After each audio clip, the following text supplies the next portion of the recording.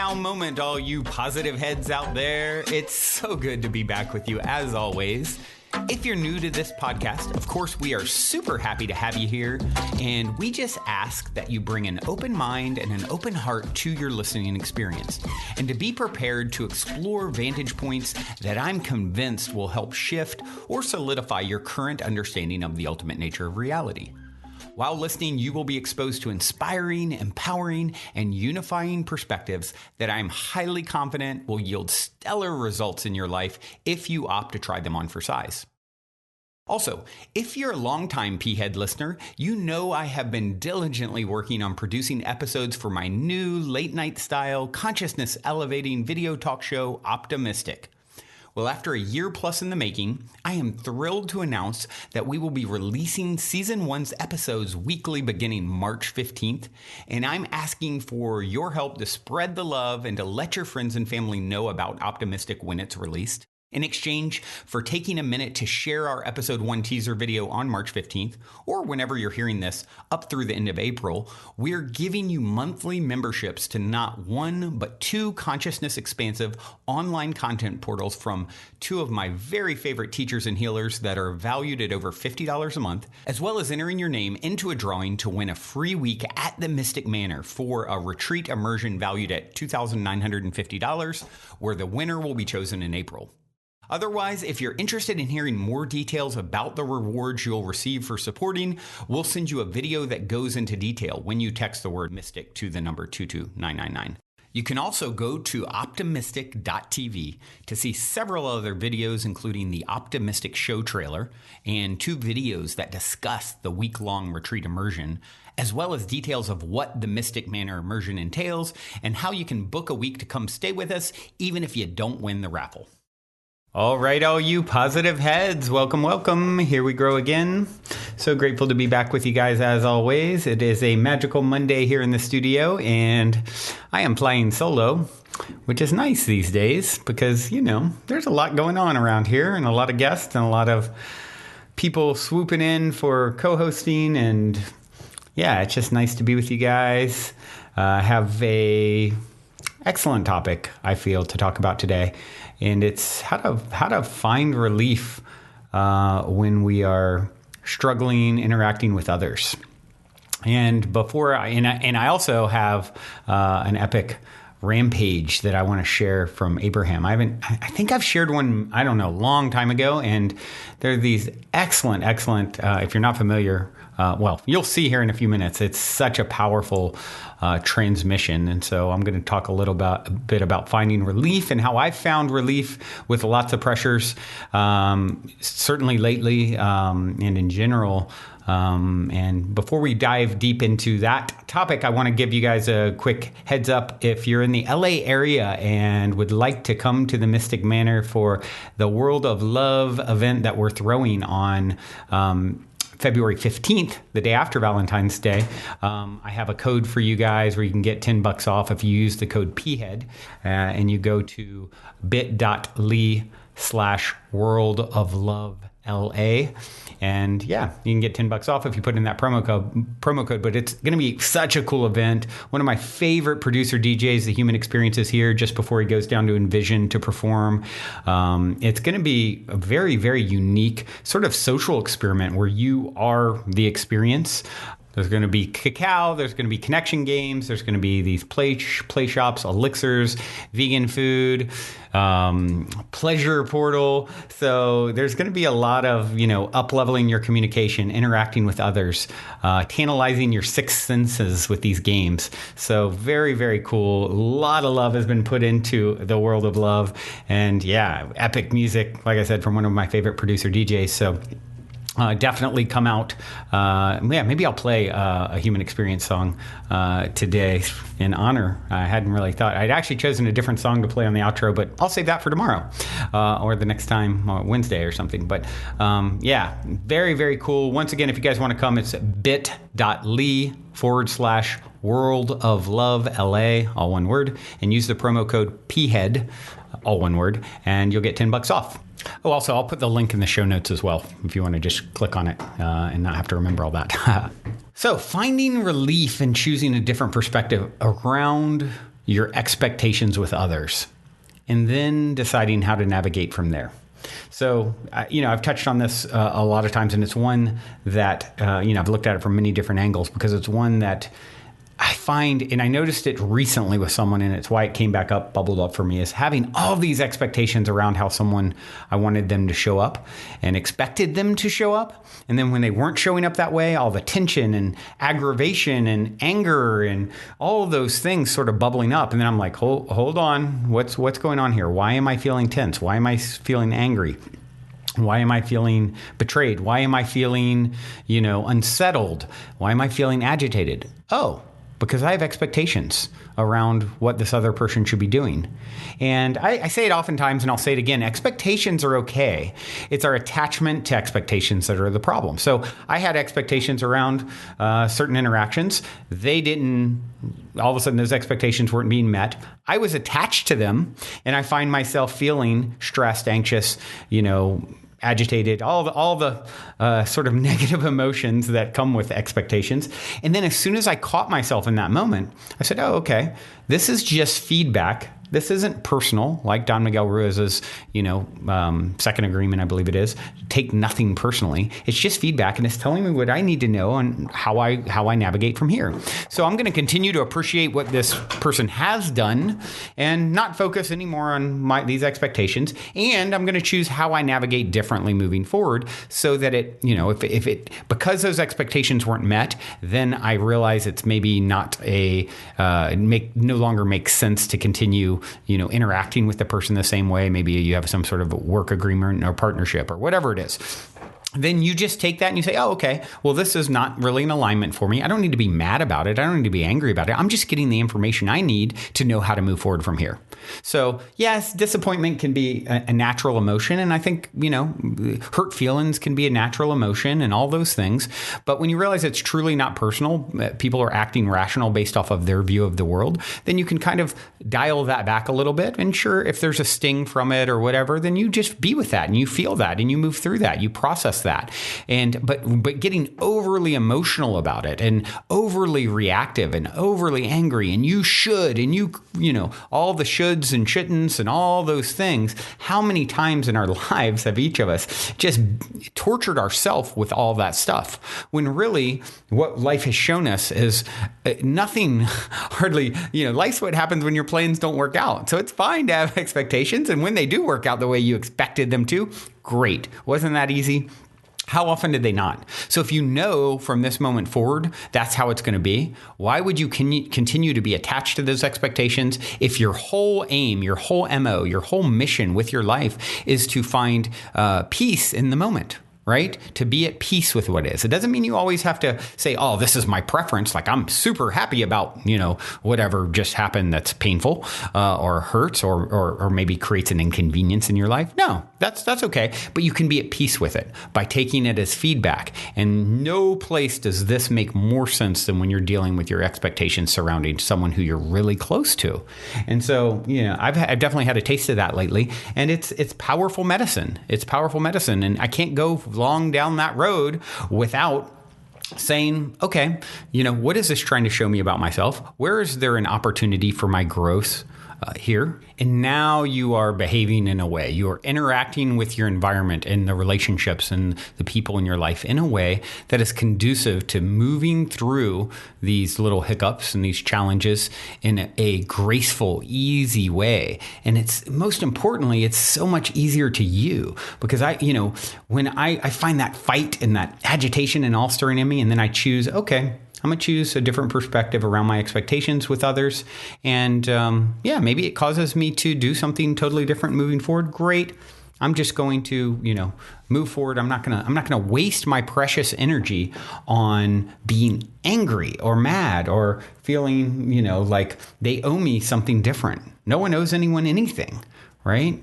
And so once you can really start moving into a place like that, I believe you found a flow and you found a formula for creating with so much more effortless ease in the way a master shows up. Someone who really understands the nature of reality shows up in a way that they navigate all of their relationships and challenges in this way. And it's inevitably going to create more smooth interactions as well. So it's also planting seeds for future. You're so smooth in your own.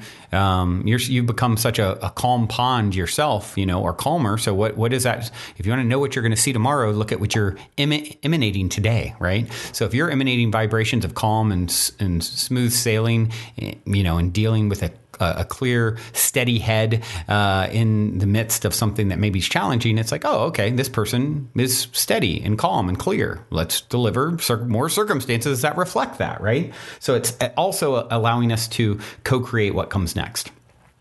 So yeah, learning to just allow what is to be, no more fighting, putting down our sword, put down the expectation, and moving into a state that is our natural birthright. This is the way we are destined to navigate challenges, and ultimately will lead to greater levels of experience, I truly believe. So with that being said, let's top that off with a rampage of feeling good and allowing by Abraham. Such a good, like I said, I don't recall playing one in probably at least a few years. So as you'll see, what Abraham does here is just choosing thoughts and perspectives that serve where we're all seeking to navigate to vibrationally. Let's take a listen. I like the idea of feeling good. It feels good not to try to figure it out. It feels good not to have to figure it out. It feels good not to care if anybody figured it out. It feels good to realize that there's not one final thought, that there's not even one triumphant thought. It feels good to think about the evolution of thought. It feels good to think about expansion. It doesn't feel good to think about not following the expansion, but it feels good to generally think about expansion. It feels good to contemplate that maybe being here has something to do with that expansion. I don't think that I'm supposed to force expansion. I like the idea of expanding. I like getting hold of ideas that feel good. I like following out an interesting thread. I like good feeling thoughts. I'm glad I don't have to monitor thought. I'm glad I don't have to sift through all of the thoughts. I like contemplating that there is a natural point of beingness that will draw to me just the right thought. I like thinking that the source within me has found that balance. I have a sense that when I strike a balance with the source within me, I'll be in the perfect place of thought. I'm pretty sure that well-being is the basis of everything that came before me. I feel that the root of source is that of benevolent well-being. So it's logical to me that I'm an extension of that. I've thought a lot about trying to find my perfect place in order to prove that well-being, and it was always frustrating and confusing, and I'm glad I'm not thinking there anymore. It's easier just to accept my well-being than to try to justify it or prove it through thought or through conversation or through votes from others. It's easier to just accept my natural sense of well-being. I can feel the rightness of that. I'm feeling lazy in my thought, and yet satisfied in it. It feels good to just slow it down and not try to figure it all out. I'm not being particularly profound right now, or or intelligent even, really. I don't think this is the moment I should try to write a book. But it does feel good to recognize that I don't have to figure it all out right now, and that I'm not ever going to figure it all out. It's fun to interact with others, and I like doing things because I want to do them. I am gently leaving behind me feelings of responsibility and replacing them with feelings of enthusiastic intertwining. I'm beginning to get the sense that we are all here, especially me, but we are all here for the satisfaction in it, for the fun of it, for the thrill of it, for the good of it. I like the thought that I'll never get it done when I think about not having to get it done. And I like the thought that I cannot get it wrong when I don't try to compare it with everything and figure out what is right and wrong. So I never get it done, and I cannot get it wrong. I never get it done, and I cannot get it wrong. I really like that. I'm never going to get it done, and I can't get it wrong. So if I can't get it wrong, then I'm not here to figure out how to get it right. And if I'm not here to figure out how to get it right, then I don't have to figure out what's right and what's wrong. So I wonder why I'm here. It must just be for the good feeling of it. It must just be for the satisfying feeling of it. It must just be for the contentment of it. It must just be for the well-being of it.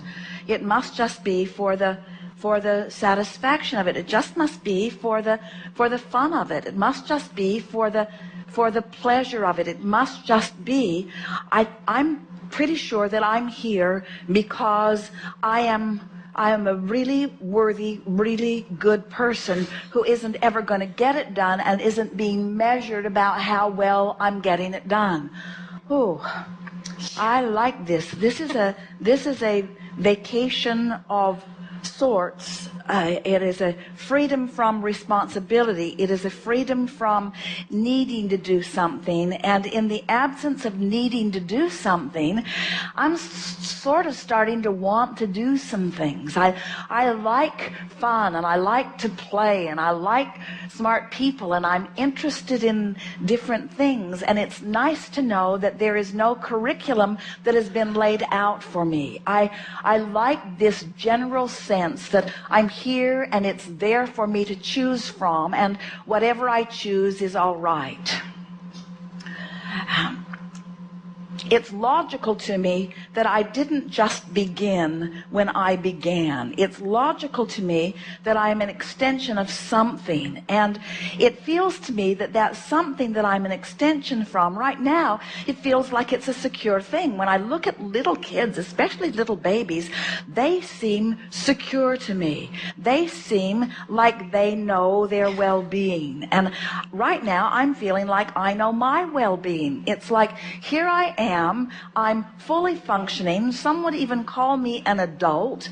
And in this very moment, I feel free of needing to do stuff or needing to think of stuff. I feel free of needing to be responsible. It's like I've had this little rampage within myself where I've deliberately stayed away from shoulds and shouldn'ts. And I think I've sort of found a place of just natural well-being.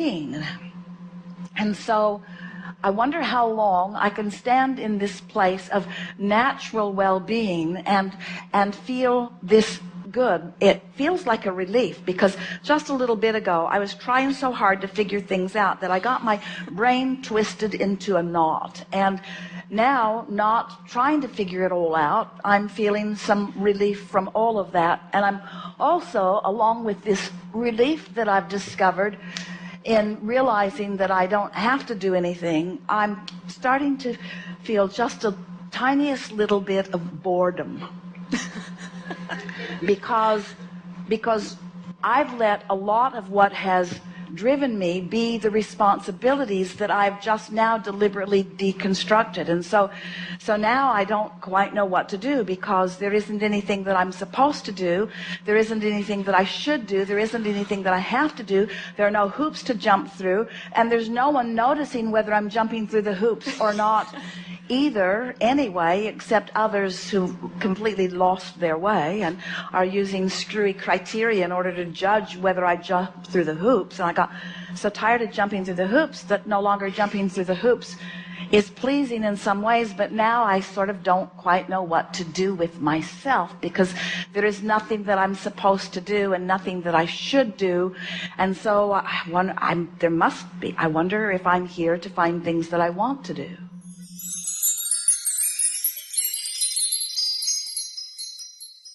Wow, isn't that so powerful? No more fighting. It feels good not having to figure things out. Wow. Isn't that great? I mean, because for me, it's always figure it out. And when I just put it down, laying down the sword of figuring out every little thing, laying down the sword of expectation, it feels good to think about expansion. But as she said, I don't think I'm supposed to force that expansion. I like following out an interesting thread, following my highest excitement, good feeling thoughts, thinking the right thought is out there and it will ultimately come to me at the right in divine timing. Doesn't it feel good to believe benevolent well-being is the basis of all things, and you are an extension of that benevolent well-being? So even if something is tumultuous up in the air, you're on a rocky wave at the moment, guess what? You stay calm, you're inevitably going to find your way back to that calm, benevolent well-being, that state of homeostasis. It's so much easier, she said, to accept my well-being than trying to justify or prove it. I love how she said, look, I'm just feeling lazy in my thoughts and I'm satisfied with that. I don't have to figure it all out right now. And then finding enthusiastic intertwinings and when that is flowing, and when it's not, that's okay.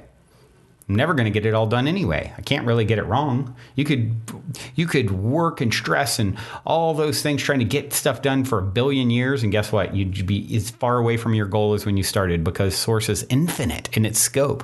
Every time you reach a new layer, a new vista of experience, another one opens up before you.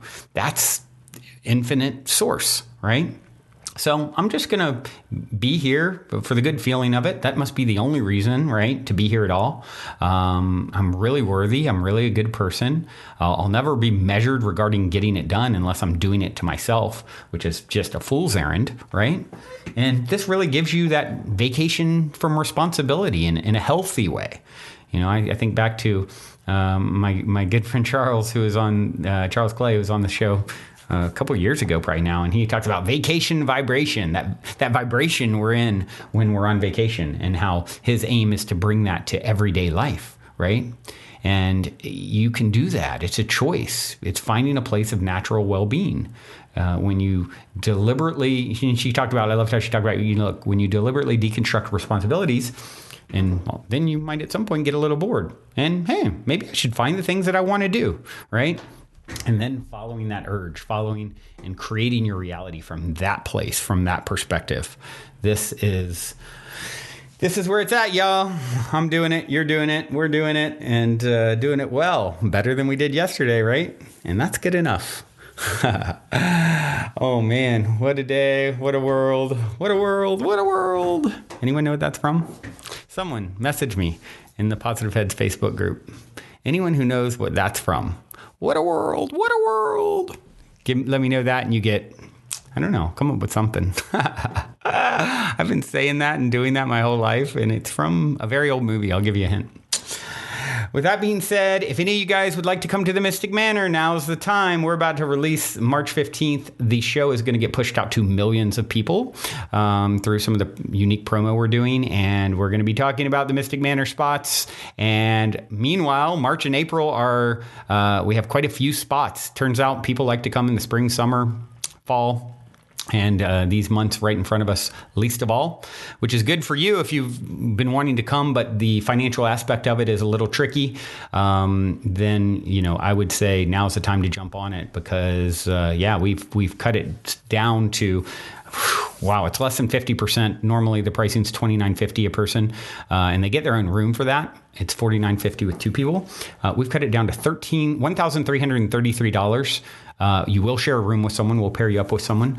But wow, it's less than 50% there. And we're taking a major bath on that. But, so it is. It's a travel thing. People aren't wanting to get out as much in March and April, it turns out. And so meanwhile, the experience here is just as incredible and amazing. So if you've been wanting to come, you couldn't even stay in a place like this nearly for $1,333 for a full week, much less all the food and chef prepared meals and experiences, the transformational experience you're going to have. So if you'd like to do that, you can book a time to figure out the dates and ask any questions. Go to calendly.com/mystic deal, and you can set up a quick call to ask any questions and figure out dates. There are only so many spots in those months, so this won't be around for very long. Love to see you guys here. Otherwise, once again, hope to see some of you at the World of Love February 15th here at the Mystic Manor. Obviously, I'll be here. If you're in the LA area, come use the PHEAD code to get your $10 off. Links in the show notes. And with that being said, here is the artist who will be performing Human Experience, among many other goodies and experiences that'll be happening. Here's the Human Experience. And this song is one of my favorites by him. It's called Dusted Compass. Till next time, journey well, everyone. Love you all so, so much. And if you're feeling the call to come for a week retreat style Mystic Manor immersion, remember to go now and book your time to speak with me directly about stepping into the optimistic vortex at calendly.com/talk with Brandon while there are still spots left. Otherwise, I look forward to co-creating magic with you at the Mystic Manor.